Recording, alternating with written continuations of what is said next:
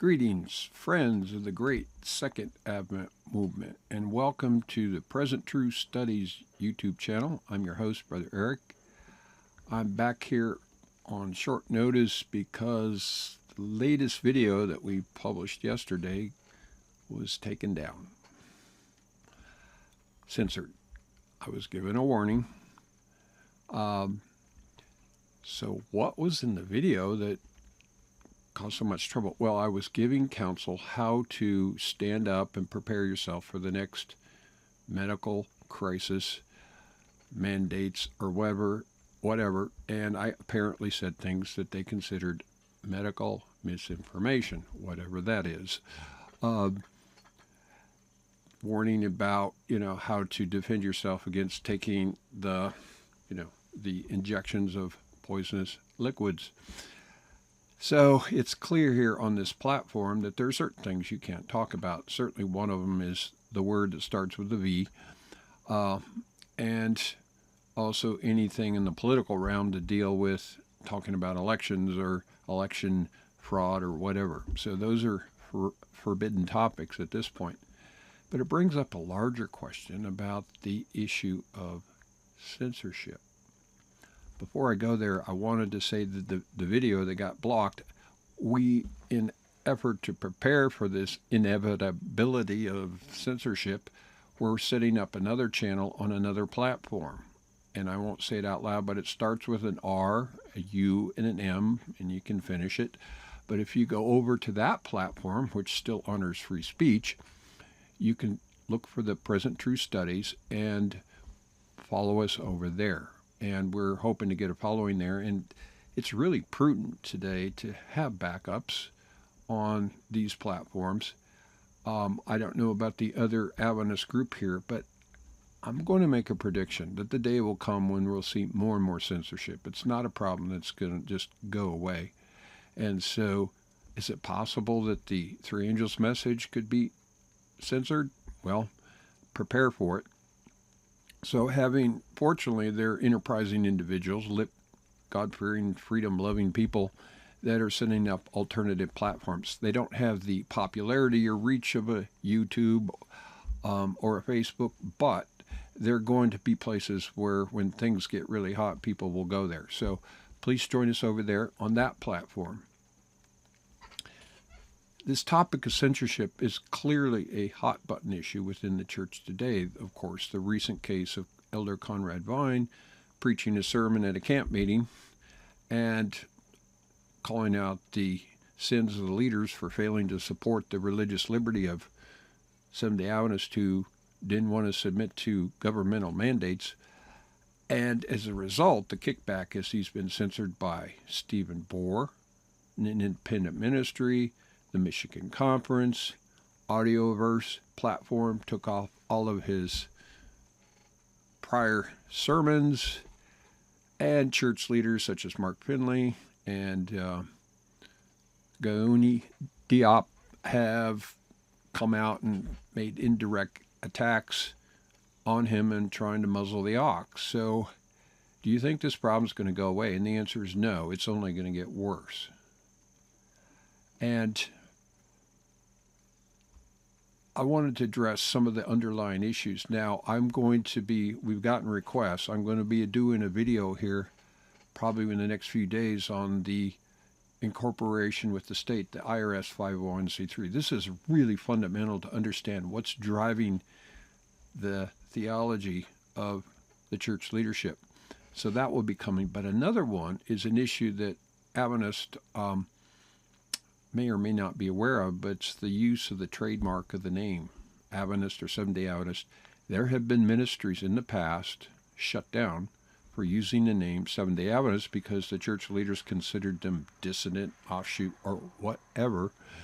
And so this is a long-standing controversy involving, there was a church in Hawaii, there was a group in Florida that were publishing billboards that the church leaders didn't like. They were poking at the papacy and the mark of the beast and so forth. And so they've been threatened or censored in the past. I want to bring up one case here that is notable that a lot of people don't know about. So if you go here, I'm going to show you a post on our website, a blog post that we did in February of 2011.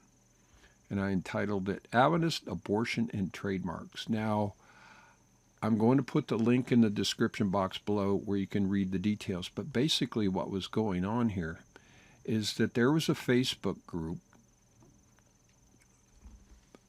pro-life, that were Seventh-day Adventists talking about the issue of pro-life. I'm not going to say the A word, but, protesting against the idea of murdering your unborn infants.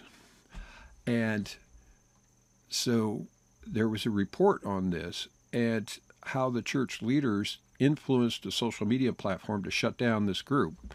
And I'm just going to read the last two paragraphs. The one highlighted here. It said, Mark Price, a Canadian Seventh-day Adventist who was in charge of the Facebook page, alerted the 600 members of the group that he'd been silenced. The Adventists for Life group is not an organization but an informal gathering of Seventh-day Adventists who are pro-life, he wrote me. I'm very concerned, as you are, about this kind of power that the Adventist leadership have to shut people up. Now, I went and checked the link to the two sources of that, the Big Blue Wave and Let's Focus on Life. The one for Big Blue Wave is still active, that link, and you can go read the details here. But this idea that the church leaders could go to a platform like Facebook and influence them to shut down a group of Adventists that were talking about something they didn't want to deal with.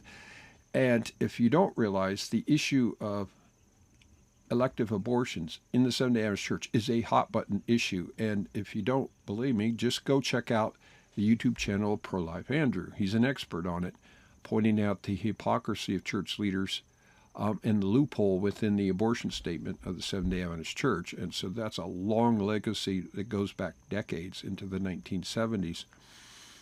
So it's clear that the church has connections and the power to influence social media platforms to muzzle the ox, so to speak. And so I conclude in the last paragraph, all Seventh-day Adventists should be deeply concerned about these developments and should raise questions about this hypocrisy for the church leadership to use the trademark name to silence the voice of dissent from among its very own members while claiming to be champions of religious liberty for the rest of the world. This is the big dichotomy. It's really blatant. If this trend goes unchecked, then who will be able to call sin by its right name without being muzzled like an ox? A strange inconsistency indeed. Now this was written, 13 years ago. And now look at the situation, the Pestilence 19 scamdemic has revealed the nature of the church failing to support the religious liberty claims of individual members. And Conrad Vine dared to stand up and say something about it, and he's been censored. So I see that there's a very dangerous trend here, and I don't think it's going to stop. I think you're going to see Adventist ministries or channels here on YouTube who are, quote, critical of church leaders finding themselves muzzled.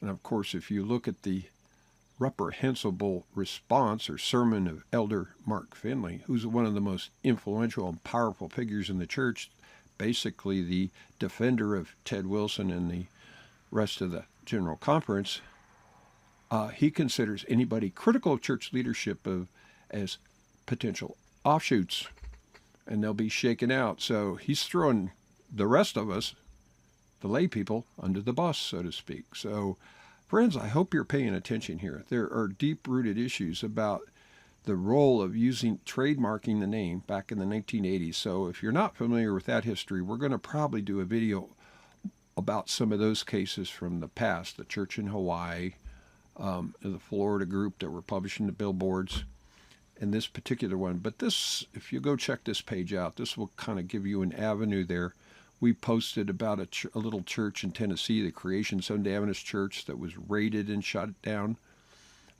by conference lawyers. So, friends, don't underestimate the power of professed church, godly men in charge of the church to muzzle those they don't agree with. So what can we do to protect or defend ourselves against that? That will be the issue. So one thing, and I highly recommend it, is set yourself up a backup on another platform. Because today the reality is censorship is real. There are dozens and dozens of YouTube channels that just get deleted for speaking about certain forbidden topics. So don't think it can't happen to us. So having a backup is a wise and prudent thing. So please join us over on that other platform that starts with an R, and follow us there. And we're starting to build up a group there so that we can, and these same videos here on YouTube will also be mirrored or platformed over there. And we're probably even working on a third platform. So friends, I hope you found this useful. I think this is sobering times that we live in. And as Ellen White says, it's professed friends of the faith that will turn to be our worst enemies when things get hypercritical, and we're entering into those times as we speak. So I appreciate your time, your attention. If you haven't already, please subscribe to the channel and to be notified of future updates. We'll be working, the next video is on the dangers of the incorporation of 501c3, and this is fundamental to understand the basic legal aspects of it and why it is the church is, going to bow down to the next mandates. They will follow the government protocols no matter what. So this will help you understand that. So anyway, may God richly bless your search for truth as for hidden treasure, and to cease from all men whose breath are in their nostrils. Until we meet again, Godspeed.